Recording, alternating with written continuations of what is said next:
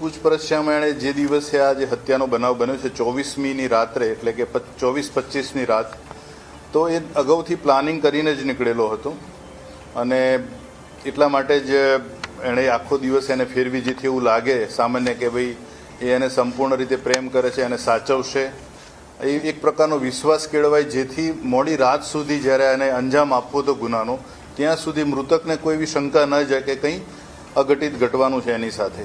અને એટલા માટે જ આખો દિવસ એ લોકો ફર્યા.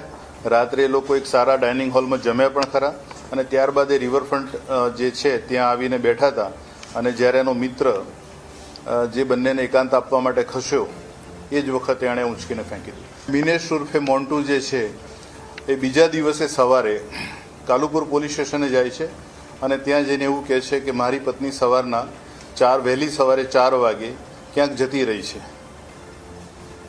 આ બંને વચ્ચે જે ઝઘડા થતા હતા એની અરજી પણ અગાઉ થયેલી હોય એટલે પ્રાથમિક દ્રષ્ટિએ એવું માનવામાં આવ્યું કે રિસાઈને ક્યાંય ચાલ્યા ગયા હશે અથવા તો કોઈપણ પ્રકારના અન્ય પ્રેમ સંબંધના કારણે ગયા હશે.